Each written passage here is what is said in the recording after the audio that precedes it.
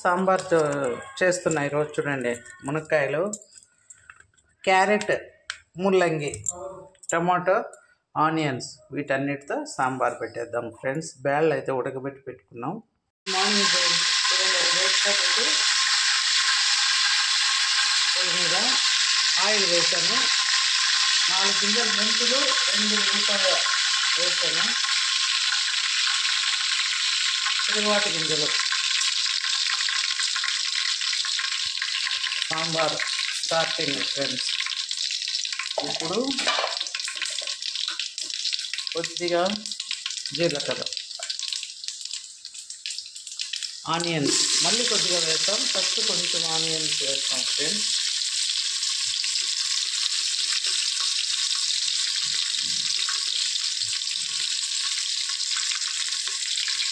ఇవన్నీ ఒకసారి కలబెట్టేసి ఇప్పుడు ఇందులోనే ఉప్పు, పసుపు వేసేస్తాం.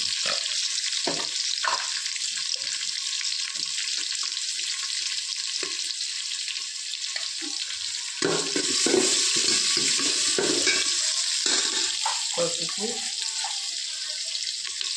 ఉప్పు వేసేసిన తర్వాత ఇందులోనే కూరగాయ ముక్కలన్నీ వేసేస్తున్నాం ఫస్ట్. తర్వాత టమాటా వేద్దాం ఫ్రెండ్స్. ఫస్ట్ ఆయిల్లో కూరగాయలు ఫ్రై అయితే రుచిగా ఉంటాయి, తినడానికి బాగా క్రిస్పీగా మెత్తగా అయిపోకుండా ఉంటాయి. ఫస్ట్ ఆయిల్లో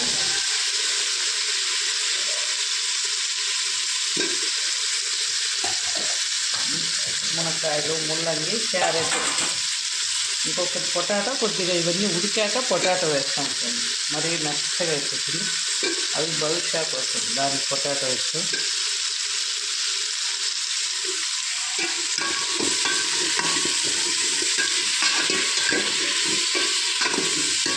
వేస్తే బాగా కలబెట్టేసి మగ్గని చేస్తాం.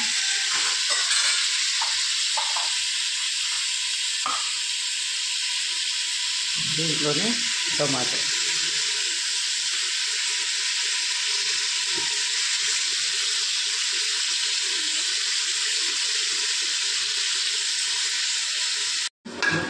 అసలు చూడనట్టు బిల్డప్. చూడండి, అన్ని కూరగాయలన్నీ ఉడికిపోయాయి కదా. టమాటో కూడా వేసాను.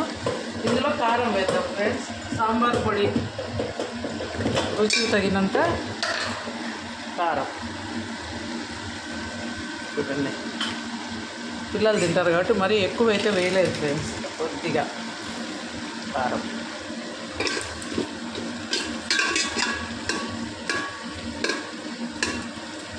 ఇంకా ఇందులో సాంబార్ పొడి, ఎంటీఆర్ సాంబార్ పొడి ఫ్రెండ్స్.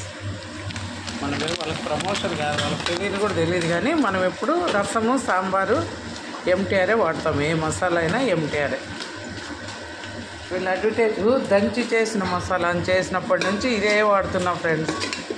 మనమైతే చూడలేదు, కానీ ఏమో టేస్ట్ అయితే మాకు కూడా అందరికీ ఇదే నచ్చింది. చూడండి, బాగా అంతా వేసాక ఇప్పుడు బేడలు రుద్దినవి వేసేసుకుందాం. చింతపండు కొద్దిగా లేట్గా ఫ్రెండ్స్. వెజిటబుల్స్ అన్నీ ఉడికాక అప్పుడు చింతపండు వేసేస్తాం. మన ఈ సాంబారుకు ఇది చాలా రుచి ఫ్రెండ్స్.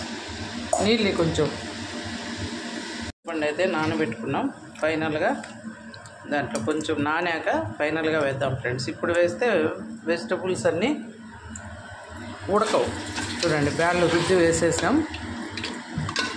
కందిపప్పు పక్కన కుక్కర్లో ఉడకబెట్టుకున్నాం ఫ్రెండ్స్. 3 విజిల్స్ వచ్చాయి. ఇప్పుడు అది రుద్ది ఇందులో వేసేసాం. ఇప్పుడు కొంచెం కరివేపాకు, కొత్తిమీర కూడా వేస్తాం దీంట్లో. కరివేపాకు, కొత్తిమీర వేసాక